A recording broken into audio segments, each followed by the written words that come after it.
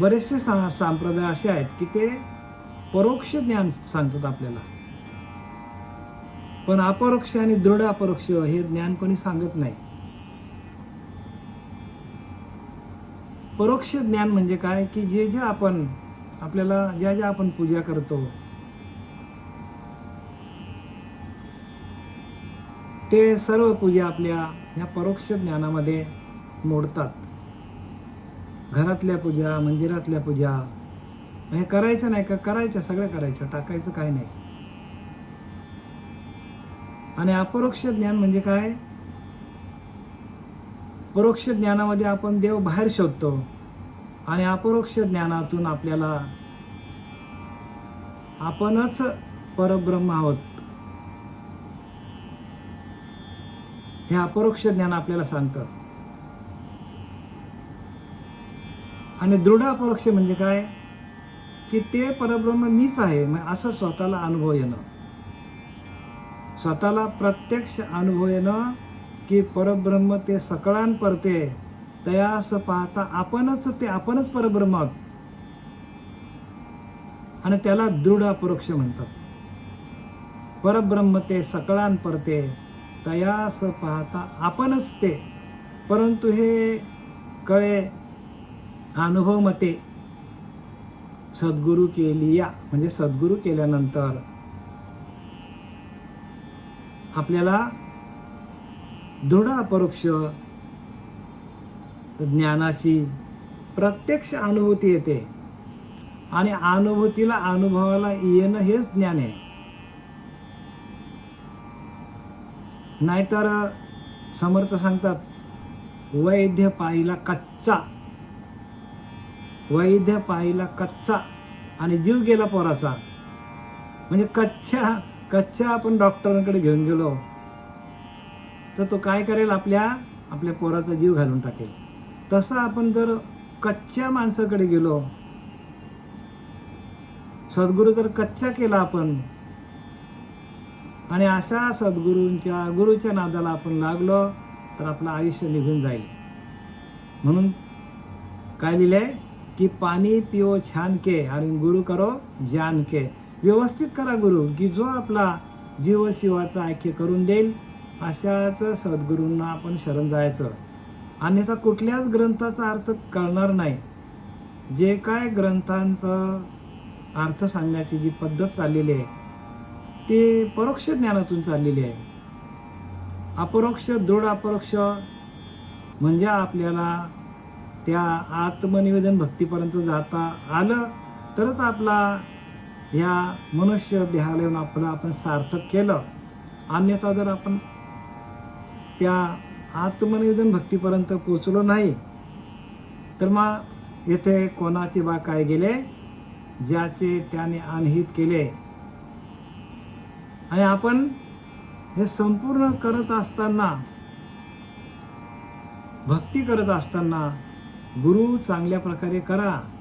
कारण गुरु जर आपण चुकीचा केला तर मी सांगितलं आता की वैद्य पाहिलं कच्चा आणि जीव गेला पोराचा, तसा आपला जीव जायची पाळी येईल. पण ते तत्वज्ञान, ते आत्मज्ञान आपल्याला कळणार नाही. म्हणून जरा खबरदारी घ्या प्रत्येकाने. आपण जीवनामध्ये अनेक ठिकाणी जातो खरेदी करायला. एका दुकानात जात नाही आपण, एकच वस्तू आपण 10 दुकानात बघतो आणि त्यातली चांगली असेल ती उचलतो आपण. तसा इथे गुरु नाही. इथे गुरु जो केला तो केला. मग त्या गुरु कसा आहे, काय आहे, त्याचा इतिहास बघत नाही, त्याचा भूगोल बघत नाही, काही ना आपण. आणि मग काय होतं, आपण नको त्या ठिकाणी आपण श्रद्धा ठेवतो आणि ती श्रद्धा अंधश्रद्धा झाली. म्हणून तुकोबाराया सांगितले आंधळेची जण अवघेची आंधळे, सगळेच आंधळे आहेत. जोपर्यंत जोवरी आत्मप्रकाश प्राप्त न व्यापी आपणास तोवरी नाना मतांस चालविती.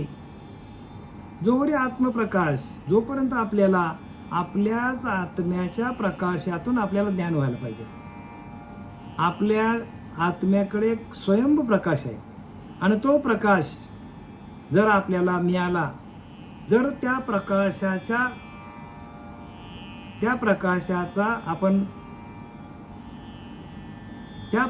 आपण काय करायला पाहिजे, सहाय्य घेऊन, त्या प्रकाशाच्या सहाय्याने, त्या प्रकाशाच्या जोराने, त्या प्रकाशाच्या अनुभवाने आपण जायला पाहिजे पुढे. जोरी आत्मप्रकाश प्राप्त न व्यापे आपणास. आपल्याच आत्म्याचा प्रकाश आपल्याला प्राप्त नसेल तर आपण किती गुरु केले तरी आपल्याला त्याचा फायदा होणार नाही. गुरु तोच पाहिजे की आपल्याच आत्मस्वरूपाशी एकरूप करणारा आपल्याला गुरु मिळाला पाहिजे. आपल्याच आत्म्याचं भजन आपण कसं करायचं, संपूर्ण दासबोध तेच सांगतं. सोली सुख वाचा ना रामदास स्वामींचं, संपूर्ण त्याच्यामध्ये आहे. 50 ओव्या आहेत. त्या 50च्या 50 ओव्या तुमच्या आत्मस्वरूपाकडे तुम्हाला घेऊन जातील. सोली सुख वाचा, अगदी 100% वाचा बरं का, आठवणीने वाचा. त्याच्यामध्ये सगळं दिलेलं आहे.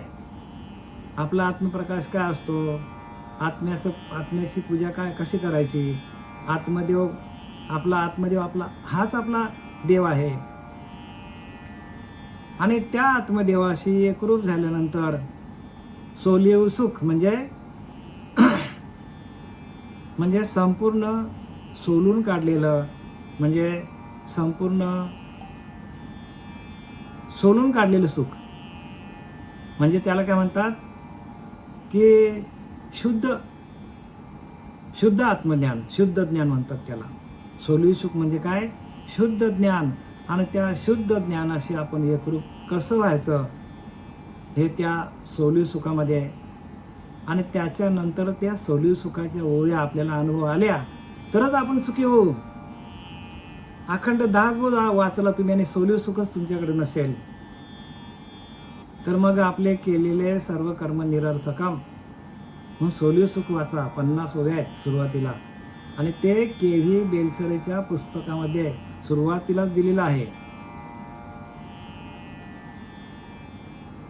सार्थ दासबोध, लेखक के.व्ही. बेलसरे. त्याच्यामध्ये वाचा. एकदम जुन्या पुस्तकामध्ये होतं, पण आताच्या पुस्तकामध्ये ते दाखवत नाही. तर ते वाचायला पाहिजे कंपल्सरी आपण. तर आपल्याला काय सांगायचं याच्यामधनं की न करिता ग्रंथ अभ्यास अथवा श्रवण सायास प्रयत्नविन सौरस सद्गुरु कृपा झाली तरच ही इमारत फळाला येईल. म्हणजे गुरुकृपा झाल्याशिवाय ग्रंथांचं कितीही आपण वाचन केलं आणि ते गुरुकृपा कशातून होतं तर आपल्याला दिलेल्या अनुग्रहाच्या त्या बीज मंत्रातून होतो. बीज मंत्र मिळालं पाहिजे. बीज पेरतानाच आपण असं पेरायला पाहिजे की त्या बीजामध्ये उगवण्याची शक्ती पाहिजे. नाही तर बरेचसे असे बीज आहेत की ते उगवतच नाही.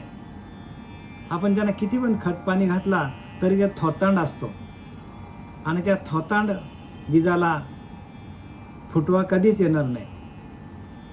म्हणून ओरिजिनल बीज पाहिजे. आणि ते ओरिजिनल बीज आधी अनादी काळाचं, म्हणून लिहिले की आदिनाथ गुरु सकळ सिद्धांचा मच्छिंद्र तयाचा मुख्य शिष्य. म्हणजे इथून ही परंपरा चालू झालेली आहे की भगवान शंकरापासून ही परंपरा जी आहे त्या परंपरेचे आपण पात्र असलं पाहिजे. आणि त्या पात्रतेमध्ये उतरण्यासाठी आपल्याला जे नियम आहेत, गळ्यामध्ये माळ घाला, तुळशी माळ घाला, गोपीचंद टिळा आणि हृदय कळवळा वैष्णवांचा. हे जे काय आपल्याला बंधनं दिली आहेत, माळ घाला, ध्यान करा, वारीला जा, आतल्या वाऱ्या करा. आतल्या वाटा आपल्याला दिसला पाहिजे. 72,000 नाड्या आपल्या शुद्ध करण्याचं जे नाम आहे ते नाम आपल्या हातात यायला पाहिजे. आपल्या शरीरामध्ये 72,000 नाड्या आहेत. त्या नाड्या शुद्ध होण्यासाठी आपल्याला बीज मंत्र दिला जातो. आणि त्या आदी अनादी काळापासून असलेला जो हंस संप्रदाय, त्या संप्रदायामध्ये आपण जायला पाहिजे. आणि तोच संप्रदाय आपल्याला पुढे नेईल. कारण त्या संप्रदायामध्ये नामाची प्रक्रिया आहे. जो आपला श्वास जातो येतो त्याच्यावरती आपलं भजन चाललं पाहिजे. आणि तिथूनच अंतःकरणाची शुद्धता होते. कारण जो परमात्मा सूक्ष्म रूपाने आपल्या आतमध्ये आहे तोच परमात्मा व्यापक रूपाने या ब्रह्मांडामध्ये आहे. म्हणून पिंडी ते ब्रह्मांडी काय सांगितलंय, पिंडामध्ये जे आहे तेच ब्रह्मांडामध्ये आहे. पण पिंडातलाच देव आपल्याला कळला नाही तर ब्रह्मांडातला देव कधी कळायचा आपल्याला?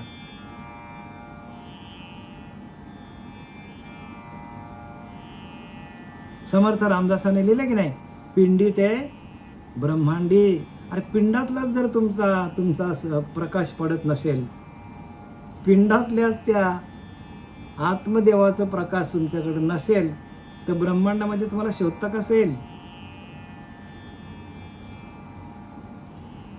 आपल्याकडे टॉर्च आहे, बॅटरी आहे, त्या बॅटरीमध्ये सेलच नाही तर ती बॅटरी जळेल का? त्या बॅटरीला प्रकाश पडेल किती वेळा बटन दाबला, पण एकदा का त्याच्यामध्ये सेल टाकले, आपण थोडासा जरी बटन दाबला गेला तर लगेच आपल्याकडे प्रकाश पडतो आणि समोरचा आपल्याला सगळा दिसतो. तसं आपल्याकडं सद्गुरूंकडे ह्या बॅटरीचे सेल कोणाकडे आहेत? सद्गुरूंकडे आहेत. आणि ते कसं आहेत तर ते नामरूपाने आहेत, म्हणजे अनुग्रहाच्या माध्यमातून, प्रबोधाच्या चिंतनातून ही बॅटरी आपली काय होते?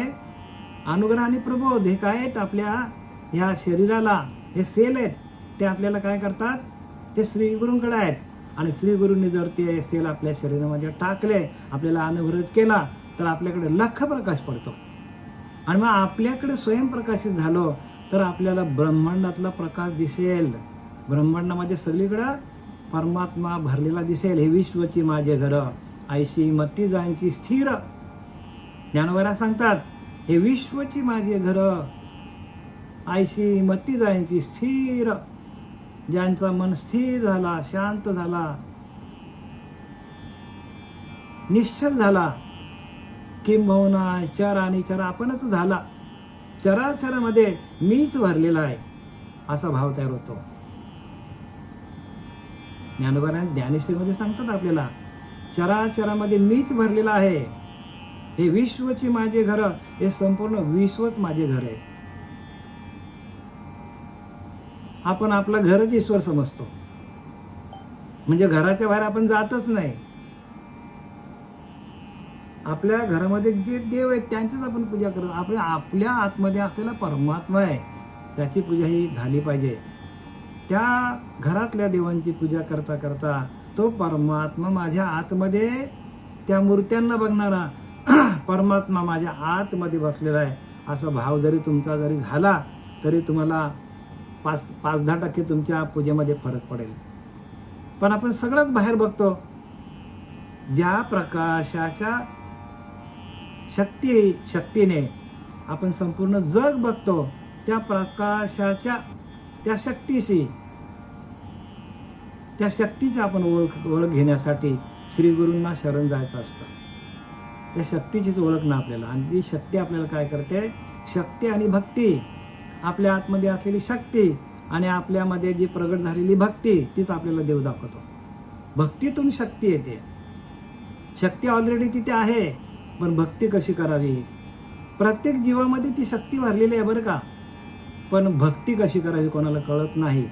आणि ती भक्ती करून देणारा श्रीगुरू आपल्या जीवनात येत नाही. म्हणून लिहिलं की नाही, जो होय माझा अनन्य शरण, त्याचे निवारी मी जन्म मरण. या लागी शरणागता शरण, मीच एकू, मलाच एकट्याला शरण आहे. परमात्मा एकच आहे आणि आपण अनेक करून बसलोय. शरणागत्या शरण्य मीच एकू. ज्ञानोबा सांगतात, शरण येण्यासाठी मी एकटाच आहे, मला एकट्याला शरण आहे आणि तो एकच आहे. आणि त्या एकाला सोडून आपण एकावरती अनेक करत बसले, अनेक कल्पनेचे देव केले. आपल्याला बराच काही बोलता येईल याच्याबद्दल. आपण आता मागच्या वेळेला या रामदास स्वामींचं श्रीमद दासबोध यातील दशक 5वा मंत्रांचा आणि समास 3रा शिष्य लक्षण नाम, आणि आपण काल पहिल्या भागामध्ये आपण 6व्या ओळीपर्यंत आलो. आता 7व्या ओळीपासून आपल्याला सुरुवात करायची. म्हणून सद्गुरू आणि सत्शिष्य तेथे न लगती सायास. सद्गुरू आणि सत्शिष्य जे आहेत त्यांचा दोघांचा जर सातत्याने संवाद झाला, संवाद बरं का, संवादातून मला सांगा, अर्जुनाचा आणि भगवंताचा, कृष्ण परमात्म्याचा, उद्धवाचा आणि कृष्ण परमात्म्याचा संवाद झाला. कल्याण स्वामी आणि रामदास स्वामीचा संवाद झाला. तसे आपले सच्चिदानंद सद्गुरू श्रीपाद बाबा, रामदास बाबा, आपले पांडुरंग दिवेकर बाबा यांच्याशी संवाद झाला. आणि म्हणून एवढे साधक घडले. संवादातून आपल्याला काय होतो? संवादातून आपल्याला ज्ञान प्राप्त होतं. सांगता सांगता ज्ञान प्रगट होतो. लिहिले गेले रामदास स्वामी ग्रंथा नाम दास बोध, गुरु शिष्यांचा संवाद, येथच बोलीला विशद भक्ती मार्ग. द भक्ती मार्ग. समर्थाने संपूर्ण आपला आयुष्य जगाच्या कल्याणा, संतांच्या विभूती आहेत त्या. समर्थ रामदास संपूर्ण जगाचा कल्याण, आत्मकल्याण कसा होईल याच्यासाठी त्यांनी संपूर्ण काय केलं? आपलं आयुष्य वेचून टाकलं आणि ब्रह्मचारी व्रत धारण केलं. आणि त्या ब्रह्मचारी व्रतातून आलेले अनुभव त्यांनी या दासबोधामध्ये लिहिल्यात. त्यांनी ब्रह्मचर्य व्रत धारण केला, पण आपल्याला सांगितलं तुम्ही संसार करून परमार्थ करा. संसार साधूने परमार्थ करीशी त्याने तू सुखी होशील. संसार साधा आणि परमार्थ करा, सोप्या भाषेत सांगितलंय. म्हणून सद्गुरू आणि सत्शिष्य तेथे न लगती सायास, त्या उभयतांचा हव्यास पुरे एक सरा. म्हणजे काय सांगतात तिथे? ते म्हणून सद्गुरू आणि सत्शिष्य, सद्गुरूला सायास न पडता शिष्य तयार होतो. दोघांची हौस एकदमच पुरली जाते. कशातून? आपले ज्ञान घेणारा भेटला म्हणून सद्गुरूंना समाधान, आणि आपल्याला छान ज्ञान देणारा भेटला म्हणून सत्शिष्याला समाधान. म्हणजे आपल्याला ज्ञान देणारा गुरु भेटला आणि आपलं ज्ञान घेणारा शिष्य भेटला तर समाधान आहे हो. नाही तर आपण ज्ञान सांगायचं सत्शिष्यांना, आणि सत्शिष्यांनी काय करायचं? ते सत्शिष्यांनी काय करायचं? कचऱ्यात टाकून द्यायचं. म्हणजे नवे फुंकले सोनारे आणि इकडून तिकडून गेले वारे. असे जर आपल्याला शिष्य भेटले तर मग गुरूंना खूप त्रास होतो. म्हणून पुढे पुढे ओव्या दिल्यात आपल्याला, शिष्य कसा असावा ह्याच्यावरती ओव्या आहेत बरं का. तुमच्या आमच्या सगळ्या साधकांसाठी ओव्या आहेत या. प्रत्येक ओवीचा अभ्यास करा, प्रत्येक ओवीवर मनन करा आणि त्याप्रमाणे आपण चालूया संतांच्या पथावर, तरच आपल्याला ज्ञान होणार आहे. ज्ञान कशातून होतं? संतांनी सांगितलेल्या पावलांवर आपण जर संतांच्या पावलावर पाऊल आपण ठेवत गेलो तर ज्ञान तुम्हाला शोधत येईल. ज्ञानाला तुम्हाला शोधण्याची गरज नाही, ज्ञान तुम्हाला आपोआपच शोधत येईल. आणि प्रत्यक्ष संतांना अशी अनुभूती आलेली आहे आणि ती अनुभव, त्या अनुभूती संतांनी आपल्याला इथे लिहून ठेवले. त्या उभयतांचा हव्यास पुरे एक सरा. म्हणजे एकामेकाला संलग्न आहेत पाहिजे. गुरु आणि शिष्य आपल्याला एकमेकाला संलग्न पाहिजे. गुरु आहे गावाला आणि आपण इथे आहोत, आपल्याला ज्ञान कसं होईल? गुरु आणि शिष्यांचा सातत्याने संपर्क पाहिजे. गुरु आणि शिष्यांचा सातत्याने अनुवाद पाहिजे. गुरु आणि शिष्यांचा संभाषण पाहिजे. सातत्याने मार्गदर्शन पाहिजे. कारण श्रवण भक्ती जया नाही श्रवण साह्य, असं तेथे कैसा हो परमार्थ. श्रवण पाहिजे भक्ती, जया नाही श्रवण स्वार्थ, तेथे कैसा हो परमार्थ. मागे केले तुतुके व्यर्थ श्रवणे विना. श्रवण केलाच नाही तर मागे जी काय भक्ती केली आपण, जी काय असेल भक्ती केलेली ती सगळी फुकट जाईल. साधना जरी केली तरी फुकट जाईल. सगळे शास्त्र वाचले तरी फुकट जाईल काम. मग काय पाहिजे? तर श्रवण भक्ती आहे. श्रवण ही पहिली भक्ती आहे आणि ती भक्ती आपल्याला जमली पाहिजे. आणि ती भक्ती आपल्याला सातत्याने करता यायला पाहिजे. मरेपर्यंत, शेवटच्या श्वासापर्यंत आपल्याला श्रवण भक्ती जमली पाहिजे. जया नाही श्रवण स्वार्थ, ते कैसा व परमार्थ, मागे केले तितके व्यर्थ, श्रवणे विना, श्रवणाशिवाय आत्तापर्यंत जे जे आपण केलं ते फुकट जाईल. आणि असे पण काही श्रीगुरु बघितले, अधिकारी माणसं बघितली, त्यांनी श्रवण भक्ती केलीच नाही, ग्रंथांचं वाचन केलंच नाही, साधनाच करत राहिले, पण शेवटपर्यंत त्यांना देव भेटला नाही. आणि त्यांच्याकडनं आत्मज्ञानाचा जो भांडारा आहे, तो भांडारा त्यांच्याकडून काय केला, भांडारा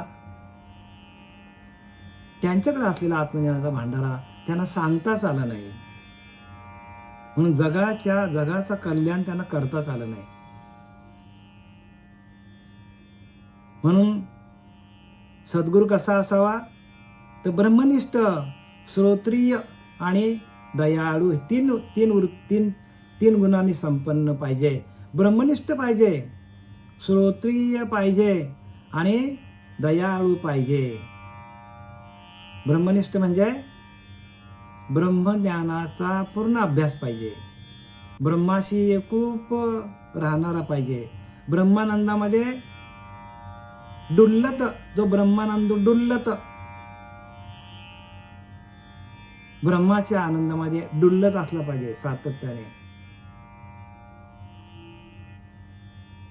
आणि त्या ब्रह्मानंदामध्ये राहून त्यांनी संपूर्ण ग्रंथाचं वाचनही केलं पाहिजे. म्हणजे ग्रंथ पण पडताळता यायला पाहिजे. मागे जे काही संतांनी लिहून ठेवलेलं आहे ते संपूर्ण आपल्याला 4 वेद, 6 शास्त्र, 18 पुराणे काय सांगतात याचा आपल्याला शोधबोध घेता आला पाहिजे. आणि कसं पाहिजे, तर दयाळू पाहिजे, त्याच्याकडे दया पाहिजे. दया, क्षमा, शांती, तेथे देवाची वस्ती. देव कुठं राहतो, जिथं दया आहे, जिथं क्षमा आहे, शांती आहे, तेथे भगवंताची वस्ती आहे. म्हणजे तिन्ही गुणांनी युक्त पाहिजे. तिन्ही गुण प्रत्येक सद्गुरूंकडे पाहिजे, तरच त्याला आपल्याला श्रीगुरू म्हणता येईल. नाही तर नुसती साधना करणारा असेल आणि जर त्याला आपल्या आतमध्ये जे काय अनुभव आलेला आहे ते सांगता येत नसेल, तर मग पुढं आम्ही नाही सांगू शकत. कारण काय, पुढं अडचण येत मग त्यांना. आणि म्हणून काय पाहिजे की आत्मज्ञान त्याला पाहिजे. आपल्याच आत्म्याचं झालेलं ज्ञान सांगण्यासाठी त्याला काय पाहिजे, तर त्याला ग्रंथांचा अभ्यास पाहिजे. म्हणून त्रयभक्ती आहे. त्रयभक्ती म्हणजे काय, गुरुप्रचिती, आत्मप्रचिती आणि शास्त्रप्रचिती, ह्या तिन्ही जिथं एकवटल्या, तिन्ही एकवटल्या पाहिजे. गुरुप्रचिती, आत्मप्रचिती, शास्त्रप्रचिती. बघा आता व्यवस्थित मी काय सांगतो ते लक्षात घ्या. प्रत्येकाने सावकाशपणे श्रवण करा आणि हे प्रवचन संपल्यानंतर त्याचं मनन पण करा. गुरुप्रचिती पाहिजे. गुरुनी सांगितलेलं अनुभव आपल्याला यायला पाहिजे आणि त्या अनुभव शास्त्रामध्ये लिहिलेला आहे का बघायला पाहिजे. आणि आत्मप्रचिती, आणि आपल्याला आतमध्ये ती प्रचिती यायला पाहिजे. ह्या तिन्ही पाहिजे बरं का. नुसतं गुरुप्रचिती यायला फायदा नाही. गुरुनी सांगले ते ज्ञान आपल्या आतमध्ये आपल्याला प्रगट झालं नाही, फायदा काय, 0. गुरुनी सांगितलं शास्त्रामध्ये लिहिलेलं नाही, गेलं वाया. शास्त्रामध्ये लिहिलंय ते गुरुने सांगितलेलं कुठं जमत नाही, तर कुठं गणित टॅली होणार नाही. गणित टॅली व्हायला पाहिजे. म्हणजे गुरुने जे काही सांगितलंय ते शास्त्रामध्ये आहे आणि शास्त्रामध्ये जे आहे तसं मला शास्त्राप्रमाणे मला अनुभव आलाय. म्हणजे तिन्ही काय झालं, ट्रायंगल जमलं. गुरुप्रचिती, आत्मप्रचिती आणि शास्त्र प्रचिती, याला त्रयभक्ती म्हणतात. आणि ही त्रयभक्तीच माणसाला पुढे नेईल. हे तुम्ही बघा, तुम्ही काय करा, प्रत्येकाने, प्रत्येक साधकाने सिंहावलोकन करा. आपण कुठं आहोत. जे काय इथून तुम्हाला आमचे सद्गुरू सच्चिदानंद सद्गुरू पांडुरंग देवकर बाबा यांच्या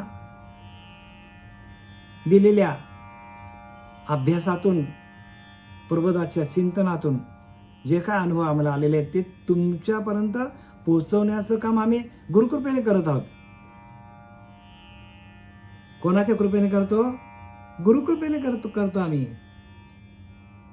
आणि म्हणून गुप्त आहे उदंड धन, त्यास काय जाणती सेवक जन, तयास करणे लागे अंजन श्री गुरूंचे. गुप्त आहे उदंड धन, गुप्त आहे, उदंड आहे पण गुप्त आहे, गुह्य ज्ञान आहे. गुप्त आहे उदंड धन, त्यास काय करते सेवक जन. सेवकांना समजेल का? त्यास करावे लागे अंजन गुरुकृपेचे. गुरुकृपा जोपर्यंत आपल्या डोळ्यामध्ये अंजन घालत नाही, दिव्य दृष्टी आपल्याला देत नाही, दिव्यत्वाची जेथे प्रचिती तेथे कर माझे जुळती. तेथेच आपल्याला आपले कर जुळले पाहिजे. कुठं पण कर जुळू नका. जिथं दिव्यत्वाची प्रचिती, दिव्य असं ज्ञान आपल्या हृदयामध्ये प्रकट व्हायला पाहिजे आणि तेथेच आपले दोन्ही आपोआपच कर जुळले पाहिजे. पण या सगळ्या गोष्टी ज्या आहेत, या सगळ्या गोष्टी आपल्याला कधी कळतात तर गुरु प्रचिती, गुरु शिवाय आपल्याला ज्ञान मिळत नाही. शुभमी आणि उत्तम कन उगवे ना पर्जन्य विन, तैसे अध्यात्म निरूपण नसता होय. काय समर्थांनी, काय समर्थांचं आपण काय करावं, वाखांनी काय करावे समर्थांनी. काय समर्थांनी एक एक ओव्या लिहिल्यात 450 450 वर्षापूर्वी. प्रत्येक ओव्या आपल्या हृदयाला भिडून जाते हो. हृदय पाझरतं असा.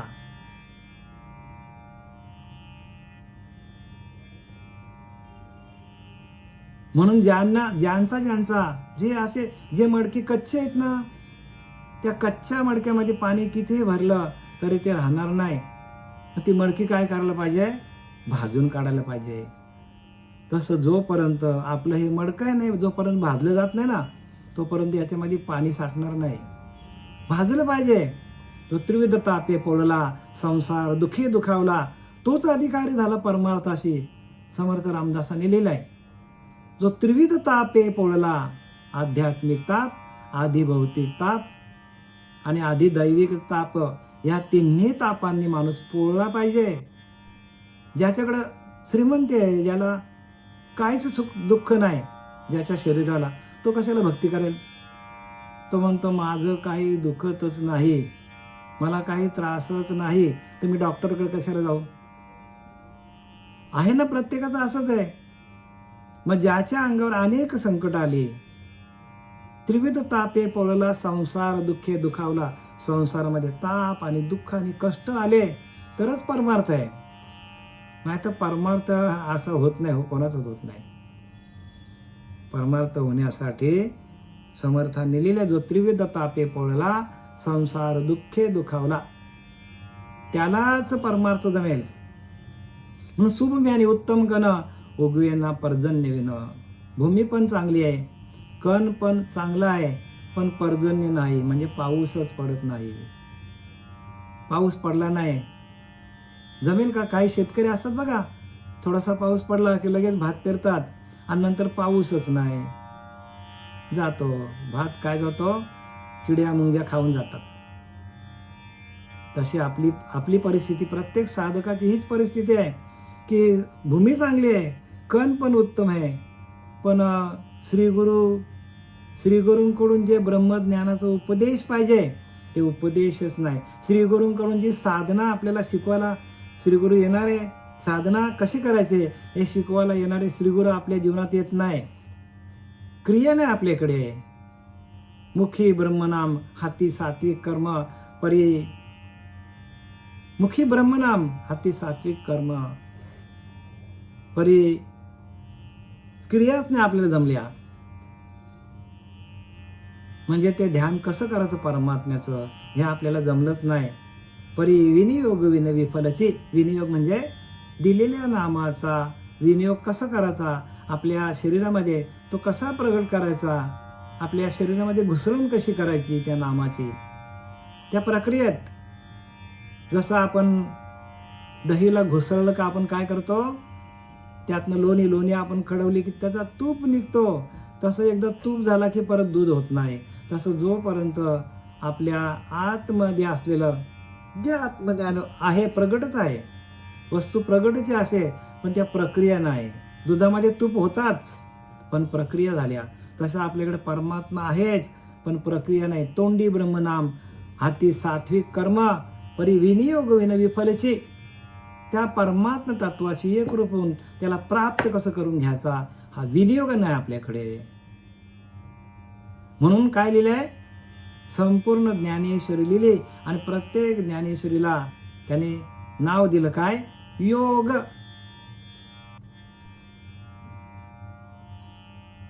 अर्जुन विषाद योग, संन्यास योग, आत्मसंयम योग, ब्रह्माक्षर योग, अक्षर ब्रह्म योग, सगळीकडे योग आहे. योग म्हणजे त्या परमात्म तत्वाशी एकरूपणे जोडणं, त्या परमात्म तत्वाला जोडणं. आणि परमात्म तत्वाला कोणीच जोडत नाही. अख्खी ज्ञानेश्वरी वाचून झाली पण देवाशी जोडले गेलेच नाही.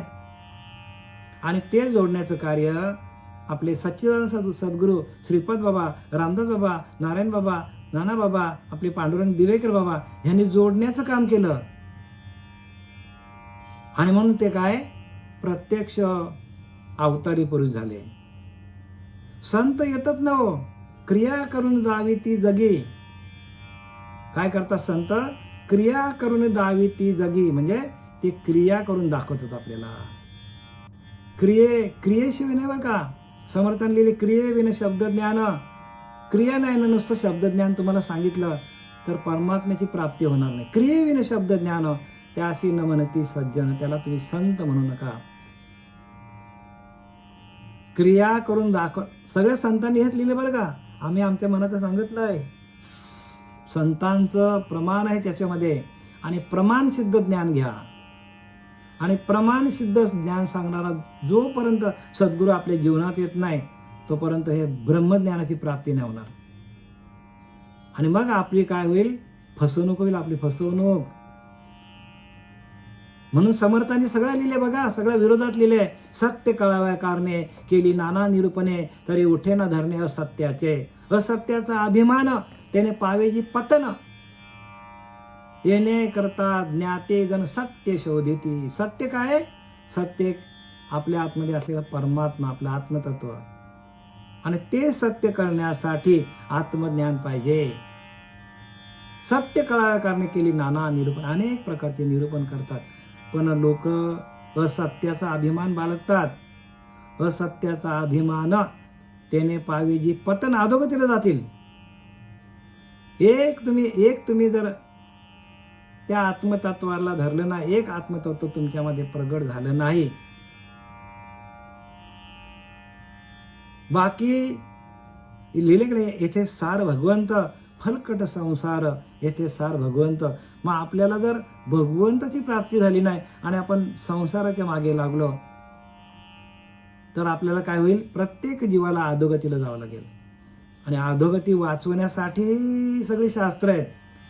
आणि ते उद्दिष्ट ठेवून जर आपण शास्त्र वाचलं नाही, मोक्षाचं उद्दिष्ट ठेवून आपण जर शास्त्र वाचलं नाही तर आपल्या जीवनाचा सार्थक होणार नाही देवा. म्हणून जीवनाचा सार्थक होण्यासाठी आम्ही तुम्हाला सगळ्या खुणा दाखवल्यात. खून दे जे दावीची जैसे तैसे, खुणा दाखवल्यात तुम्हाला. आणि ह्या खुनेचा परमार्थ आहे. आणि त्या खुणा जर आपल्याला जमलं नाही, आयुष्यभर आपण जरी कितीही भक्ती केली तरी आपल्याला ती त्रासदायक होणार आहे. म्हणजे आपला जन्ममरणाचा फेरा आपल्याला चुकवता येणार नाही. म्हणून इथं काय लिहिलं बघा, सुभूमी आणि उत्तम कना उगवेना पर्जन निविना, तैसे अध्यात्म निरूपण नसता होय. तसं अध्यात्म निरूपण म्हणजे आधी आतमध्ये मी एक आहे. आध्यात्मिक म्हणजे आधी आत्मी एक, म्हणजे तो अंतरीचा अंतरात्मा आधी आतमध्ये आहे. म्हणून आपल्या सगळ्या क्रिया घडतात. मी बोललेलं तुम्ही ऐकता, माझं निरूपण जे चालू आहे तो आतमध्ये आहे. म्हणून आध्यात्मी एक आहे. म्हणून आपण सगळीकडे चालले. एक गावो आम्ही विठोबाचे नाम, अनेकांचे काम नाही. तर कामच नाही हो दुसरा. एक गावो आम्ही विठोबाचे नाम, तो एक आपल्या आतमध्ये आहे. आधी आत्मी एक, तो आधी आतमध्ये एक आहे सगळ्यांच्याकडे बरं का. सर्व घटी राम देहादेही एकच आहे. एकच सगळ्यांना चालवणार. आणि त्या एकाची ओळख घेण्यासाठी आपण एकरूप व्हायला पाहिजे आपल्या अंतरीच्या अंतरात्म्याशी. आणि त्याच्याशी एकरूप न होणं म्हणजे आपल्याकडं अविद्या आहे, आपल्याकडं अज्ञान आहे. आपण अज्ञानाच्या झोपेमध्ये आहोत. कालच्या भागवतामध्ये सांगितलं आपल्याला की प्रत्येक माणूस हा झोपलेला आहे. जोपर्यंत श्रीगुरु येत नाही, डोक्यावर हात ठेवत नाही, तुपाची पेरणी करून ते नाम देत नाही, तोपर्यंत सगळीकडे अज्ञान आहे. अज्ञान. आता अज्ञान कोण बाहेर काढेल? संतांनी लिहिलं काय? आपण चाललोय कुठे? माऊलीने एका ठिकाणी लिहिलंय की पूर्व दिशेला जाणाऱ्या नद्या पश्चिमेला कधी पोचतील? निघाल्यात कुठे? पूर्व दिशेला. तसं आपलं जीवन, प्रत्येकाचं जीवन हे काय कुठे चाललेलं आहे? तर पूर्व दिशेला चाललेलं आहे.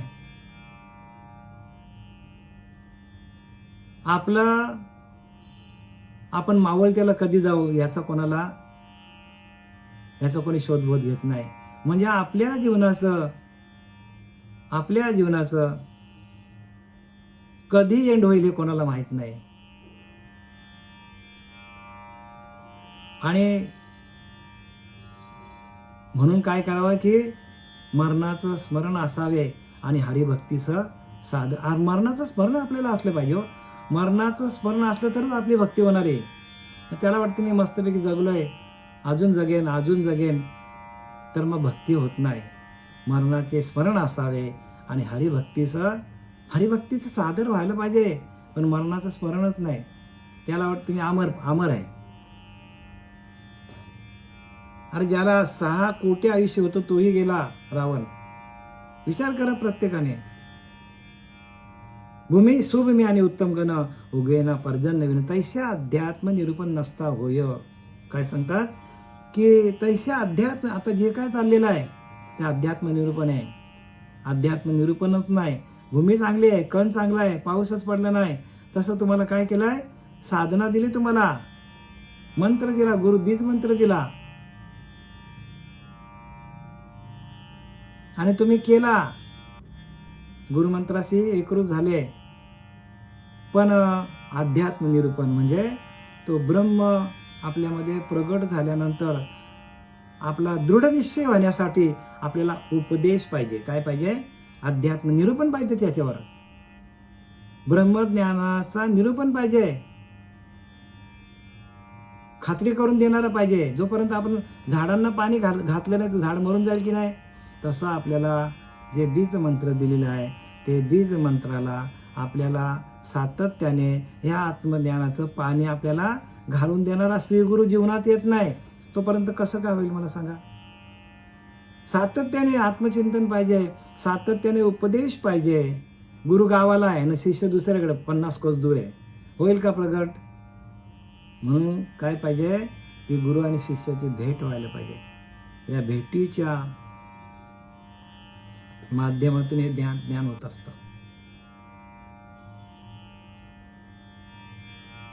आता पुढे सांगतात शेत पेरिले आणि उगवले. समर्थ सांगतात शेत पेरिले आणि उगवले, पर निघे विन वाया गेले. साधने विन तैसे झाले साधकाशी. याचा त्याने विचार घ्या. काय सांगतात म्हणजे सगळा हा दासबोध आहे ना, हा संपूर्ण ध्यानाचाच ग्रंथ आहे. अखंड चिंतन आहे याच्यामध्ये, अखंड ध्यान आहे. संपूर्ण ध्यानाचा विषय या दासबोधामध्ये आहे. आणि जर आपण हे दासबोध वाचून जर ध्यानच करत नसेल तर आपल्याला ज्ञान कसं होईल सांगा मला तुम्ही? होणारच नाही. बाहेरचं ज्ञान आहे सगळं. शेत पेरिले आणि उगवले. शेतामध्ये काय केलं? पेरणी केली आणि ते रोप आलं पण उगवलं पण. शेत पेरिले आणि उगवले, निघे विन वाया गेली म्हणजे निगाच ठेवली ना आपण. शेतामध्ये आजूबाजूला गवत आला, जे तण आलं त्याला आमच्या आगरी भाषेत बेन्नी म्हणतात.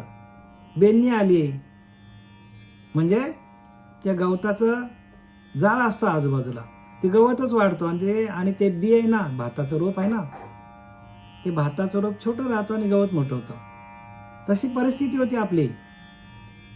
तसं श्रीगुरूंनी आपल्याला मंत्र दिला आणि त्याची थोडीशी अनुभूती आली, पण आपण साधनाच केली नाही. कारण साधनेच्या माध्यमातून काय होतात तर आपण त्या आत्मस्वरूपाशी एकरूप होतो आणि आपल्या आजूबाजूला असलेले विषय आपल्याला छळू शकत नाही, आपल्याला स्पर्श करू शकत नाही. म्हणून आपल्याला साधना करायला पाहिजे. इथं तेच सांगतात, शेत पेरले आणि उगवले, निगाच नाही ठेवली, निगे विन वाया गेले. निगाने ठेवली तर आजूबाजूला काय झालं, गवत वाढलं, मोठं झालं आणि त्या रोपटं राहिलं छोटं आणि गवत झालं मोठं. आता त्याला पीक येईल का मला सांगा? तसं आपण काय केलं, श्रीगुरूंकडनं साधना घेतली आणि आपण ध्यानच केलं नाही, निगाच ठेवली ना. आपण जे बीज मंत्र दिलेले आहे त्या बीज मंत्राचं आपण ध्यानच केलं नाही. सकाळी उठून चिंतनच केलं नाही, दिवसभर त्याचं चिंतनच केलं ना आपण.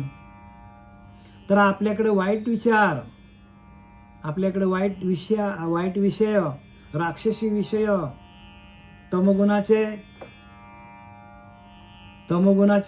विचार आपल्याकडे येतात, रजोगुणाचे विचार आपल्याकडे येतात.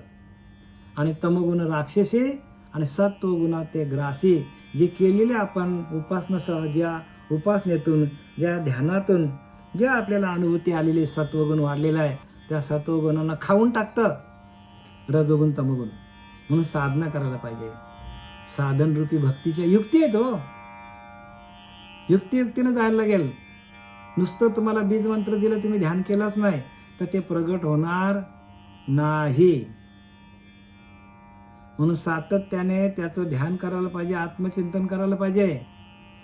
एक क्षण पण आपण त्याला सोडता कामा नाही. कारण एक क्षण जरी लिहिले की ना, अरे जी घडी राम नामा विन गेली, जणी आपले ते तू हानी केली, आपली हानी होणार आहे. हानी कोणाची होणार आहे? स्वतःचीच होणार आहे बरं का. लोकांचं काय जात नाही, ते बाजारवर पंत बरेच आहेत, त्यांचं काय जाणार नाही, नुकसान आपलंच होणार आहे. म्हणून आपण करा सोडवणं, संसार बंधन तोडावेगी.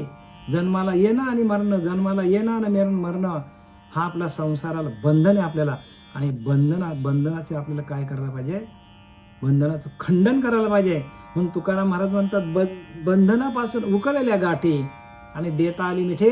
का तर तेवढी तुकोबारांची साधना होती, तेवढी त्यांचं तेवढं चिंतन होतं. बंधनापासून उकळलेल्या गाठी देता आली मिठी सावकाश. तुका म्हणे देह भरिला विठ्ठले, काम क्रोध घर केले रीते. काय सांगतात?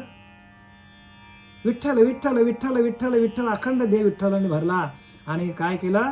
काम क्रोधाने घर सोडून दिलं म्हणतात. असं तुकाराम महाराज एक उदाहरण तुम्हाला देतो. तुकाराम महाराज एकदा असे त्या भंडारा डोंगरावर चालले होते, विणा घेऊन विठ्ठल विठ्ठल विठ्ठल विठ्ठल करत करत चालले होते. आणि त्याच्यामध्ये काय, ते आपल्या तंद्रीमध्ये होते विठ्ठल विठ्ठल. तर तेथे एक मधमाशांचा पोळा होता. त्या मधमाशांच्या पोळ्याला धक्का लागला विण्याचा आणि त्या माश्या येऊन चावायला लागल्या विठ्ठलाला. तुकाराम महाराज म्हणतात, घ्या विठ्ठल घ्या विठ्ठल घ्या विठ्ठल घ्या विठ्ठल. बघा म्हणजे काय त्यांच्या शरीराची काय बघा स्थिती होती, अंतःकरणाचा भाव किती होता त्याच्याकडे. प्रत्येक रक्तामध्ये विठ्ठल होता बघा, रक्ताच्या थेंबामध्ये विठ्ठल होता. घ्या विठ्ठल घ्या विठ्ठल घ्या विठ्ठल. अशी आपली अवस्था व्हायला पाहिजे, तरच आपला अंतःकरणाची शुद्धता होईल. अंतःकरणात असलेले विषय आपल्याला सोडून जातील. तुका म्हणे देह भरिला विठ्ठले, काम क्रोध घर केले रीते. नाही तर आपले माश्या चावले असतील आपल्यासारख्या सामान्य माणसाच्या, तर आपण विना टाकून पळाला असतो. पण बघा तुकोबारांची श्रद्धा किती. म्हणून तुका म्हणे अंगी व्हावे ते आपण, तरीच महिमान कळेल. भक्तीचा महिमान तेव्हाच कळून येईल. हे तुकाराम महाराज सांगतात, आमच्यासारखे व्हा, संतांसारखे व्हा, संताविना प्राप्ती नाही, ऐसे वेद दे तसे ग्वाही. कितीतरी सांगण्यासारखं आहे, रात्र पूर्ण नाही आपल्याला एवढं सांगता येईल आपल्याला. किती दासबोध उत्कृष्ट ग्रंथ आहे. पण एक जर ध्यान नसेल आपल्याकडं तर याचा अर्थ बाहेर जाईल आणि संपूर्ण विरोधात लिहिलेलं आहे बरं का. आत्ताच्या कलियुगाला लागून केलेला हा दासबोध आहे. जोपर्यंत कलियुगामध्ये कलियुगी उद्धार हरीच्या नामातून लिहिले की नाही, सरळ सरळ लिहिले की नाही, कलियुगी उद्धार हरीच्या नामे, हरीच्या नामातूनच उद्धार होणार आहे, बाकी मंत्र तंत्रातून होणार नाही.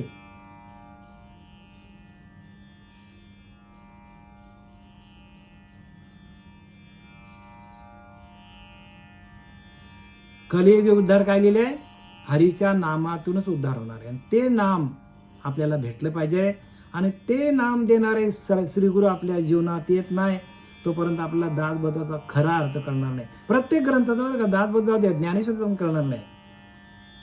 हे गुह्य अर्थ आहे आणि हे गुह्य अर्थ आपल्या आतमध्ये दडलेला आहे.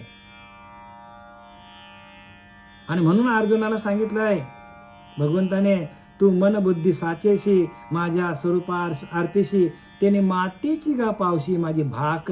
मी शपथ घेऊन सांगतो अर्जुना, तू मन बुद्धी साचेशी, तू मन आणि तुझी बुद्धी मला दे. अनन्य भावाने मला शरण आहे. माझ्या स्वरूप अर्पिशी म्हणजे तुझं मन आणि तुझी बुद्धी एक आत्मस्वरूपाशी एकरूप कर. म्हणजे तुझं ते भजन करता करता मद्रूप हो, माझ्याशी एकरूप हो.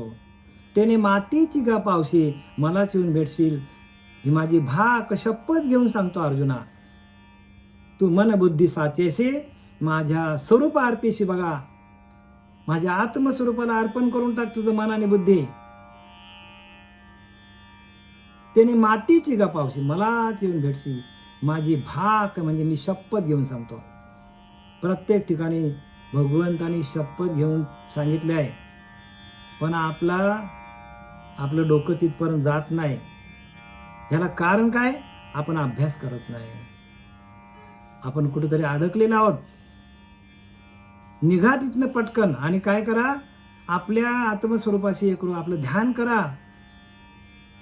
संसारामध्ये राहूनच ध्यान करा. संसारी असावे आसुनी नसावे, जैसे पद्मपत्र जळामध्ये. जसं कमलाचं फुल आहे, चिखला ते पण एक थेंब पण चिखल अंगाला लावून घेत नाही. जसं कमलाचं पान आहे, त्या पाण्यातच आहे पण पाणी जराही अंगाला लावून घेत नाही. तसं आपण काय करायला पाहिजे, सगळ्या मुलाबालांची, बायका मुलांची, नवऱ्यांची, जे असतील ते, महिला असतील महिला वर्ग, त्यांनी काय करायचं, सगळ्यांची सेवा करायची आणि भगवंताचं नामस्मरण करायचं. जनाबाईसारखं भगवंताचं सतत चिंतन करा आणि घरातले प्रत्येक माणूस आपला देव आहे असं समजून त्याची पूजा करा. लहानापासून म्हाताऱ्यांपर्यंत जेवढे असतील तेवढे सगळ्यांची पूजा करा. राखावी बहुतांची अंतरे, भाग्य येते तदनंतरे. सगळ्यांशी हसून खेळून राहा, भाग्य उदय येईल. कोणाचा हेवा करू नका, देवा करू नका. भगवंत सगळ्यांमध्ये भरलेला आहे, तुमच्या आमच्यामध्ये प्रत्येक ठिकाणी तो आहे. झाड बघा किती एवढूसा असतो, एक एवढूसा बिया असतो. वटवृक्ष असे वाढ राई एवढा बिया असतो वटवृक्ष, पण फोडून पाहता न दिसे झाड. मग त्याच्यामध्ये आपण फोडला दिसतो का झाड? पण नाना वृक्षाचे झुंबाड बीजापासून. बघा, तो बीज लावावा लागतो, त्याला पाणी घालावं लागतो, मग त्याला काय येतात, त्याला फांद्या येतात, तो झाड मोठा होतो, त्याला पाने येतात, फुलं येतात. मग सगळी करणी कोणाची? सगळी भगवंताची करणी हो. आणि तोच भगवंत आहे. आपल्याला दिसला नाही ना तरी जगामध्ये त्याचं कार्य सातत्याने चालू आहे. तुम्हाला आम्हाला कोण सगळं चालवतो, कोण हे करतो, हे बोलवतो कोण? आपल्याला रात्री झोपवतो, उठवतो, चांगले चांगले कपडे घालायला मिळतात, आपल्याला शांतपैकी गाद्या एसी, आपण एअर कंडिशनमध्ये झोपतो. हे सगळी कोणाची कृपा आहे? तर त्या भगवंताची कृपा आहे. तोच सगळं करून घेतो आपल्याकडनं. आपल्याला त्याचीच भक्ती करता येत नाही. आपण कुठं पळत चाललोय? देव शोधायला चाललोय. काही येड्यांचं काम आहे.